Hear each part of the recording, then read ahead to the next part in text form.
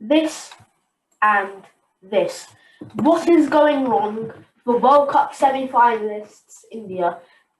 All right, they can get thrashed by Australia, but not on 2 consecutive occasions. So me and Aaron are here to debate what is going wrong with India. Roll titles.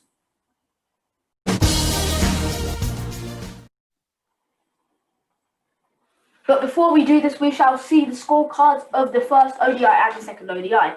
In the first ODI in Australia's batting innings, Aaron Finch made 114, and he opened with David Warner, who made 69 runs. Stephen Smith then came in and played a brilliant cameo burst of 105. Stoinis got removed for a golden duck. Maxwell played a very, very good cameo of 45 from only 19 balls. And then not much more to say about that. But if you look at the Indian bowling figures, Shami was the outstanding person there. And I think the only person that would be not as happy with how they did their bowling would be Navdeep Saini and Yuzvendra Chahal. Now moving on to the India innings, where it was a bit stop-start really. Agarwal with 22. Dhawan probably played very well. He got 74. Kohli, brief innings of 21. Iyer, not short stay. KL Rahul, 12. Hardik Pandya, the best of the Indian batsmen, got 90. Jadeja, 25. And Saini played a decent innings of 29 at the end. Aaron, your thoughts on this first ODI as we move on to the summary where we can see Steve Smith got the man of the match.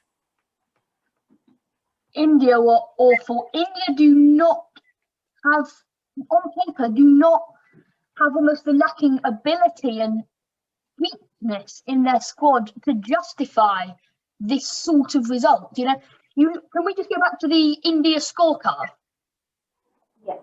Yeah.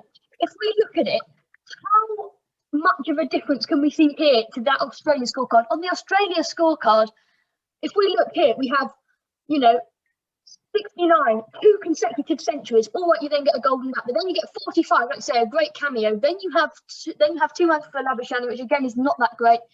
And then we get something. It's just not. It's not where India should be. Like you say, World Cup semi-finalists. They haven't shown that here. Yep, and they didn't show it in the second ODI, which was also held at the SCG. It was another drubbing for Australia, and now we can move on to the scorecard again, where India were batting second and Australia batted first. This time, I would say personally, it's much more comprehensive scorecard for Australia, with all of the people getting in making 50s. Warner with 83, Finch with 60, Smith again with another 104 of 64 deliveries, Labuschagne with 70, Maxwell again doing very, very well with 63 from 29 deliveries. And on Reeks, he didn't face many balls, but he got 2 runs. Now, looking at the India bowling attack from this, it just never really took off. I mean, you can see 1 wicket there, all very high economies, except from Jadeja, who went wicketless. Usually you're looking for that couple of bowlers in that one-day international who go less than 6 and over, take a couple of wickets. But that never happened in the India bowling innings. Now, moving on to the India batting innings, again, it was 2 stop-start for me. Mike Agarwal, 28, Dhawan, 30. Kohli played very well, 89. He had a good partnership with Iyer, who got 38. KL Rahul showing some good form with 76. Hardik Pandya with 28. Jadeja with 24. Saini with 10. Not much importance in there. Looking at the Australia bowling attack, as I was saying, that those good bowlers who have a decent economy rate that pick up wickets, you can see that is evident here with Hazelwood, Cummins and Zampa all playing very well bowling innings.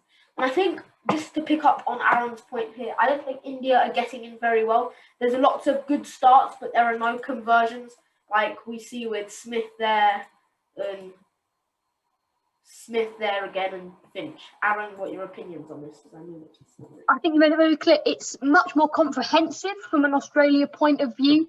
If you look at it, there aren't so many, there isn't a golden duck there. There isn't, the 2 off of 2 balls or whatever.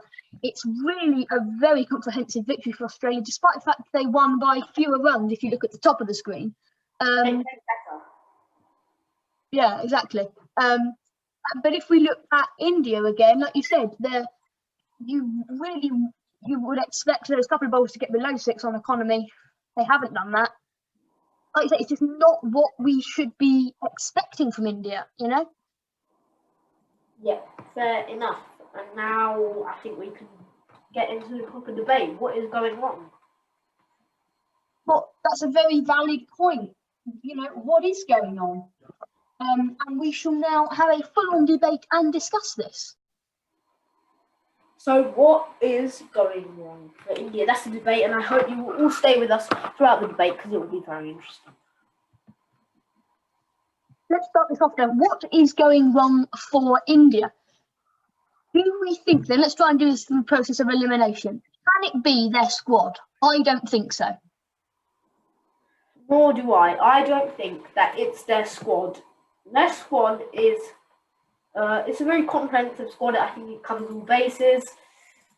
It's just not really sure. I don't think with the absence of Rohit Sharma and then people, it's just not so very. I'm not going to throw accusations to anybody at the backroom staff in India, but I don't think it's a very well bonded squad.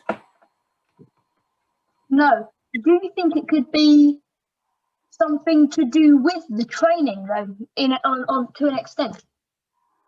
No, I don't think it would be anything to do with their training, but I don't know. I think without Rohit Sharma, this constant change of batsmen at number 4. Just because I'm an England fan and an India fan, I think Kohli and Shastri should learn from Morgan and Bayliss and Silverwood to actually give players more of a go and keep the same squad and the same team. I think you're right. Perhaps it is that. Perhaps it is not their squad, but their batting orders. The way it changes, does that give too much ambiguity? Does it not give enough consistency for a team of this level to be successful with? Could it be that?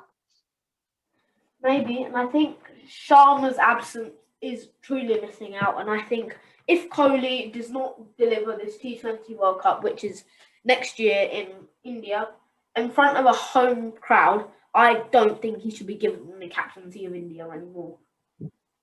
No? No, I like Kohli as a player, don't get me wrong, but I don't think he's the best leader that could take the Indian team as forward as, say, a Rohit Sharma or even a KL Rahul. Yeah. I mean, Virat Kohli is, what is he? I think he's the highest paid player from this year's IPL. He's not showing he's deserving for that, accolade, if you like, in this series. And I think that's perhaps where things go wrong. It starts from the top, and then you realise He's a fabulous player. Don't get me wrong here. He is a fabulous player.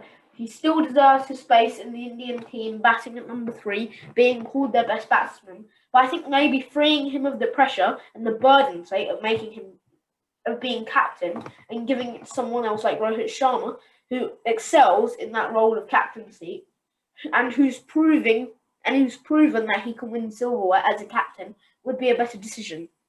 Yes. So just to kind of wrap this up in a summarising sense, is it fair to say that we think that there's multiple things that when they build up, it has a detrimental effect? So we're saying that Virat Kohli, perhaps not the best leader in the world, despite his amazing levels of ability, inconsistency in the batting order, and not enough dedication in some respects. I wouldn't call it dedication, but I'd agree with the first 2 points, yes. Yeah. Well, then I think that's probably as far as we're going to be able to get today. And I think without perhaps more evidence from within the team and the cricket board of India, then we might need a little bit more time, but we don't have that today. So thanks very much for watching, and we'll see you in the next video. And there's an F1 coming out today. There is. That will be the next video in which you will be seeing us or hearing us now. But, so thanks so much for watching. But for now, it is goodbye. Bye.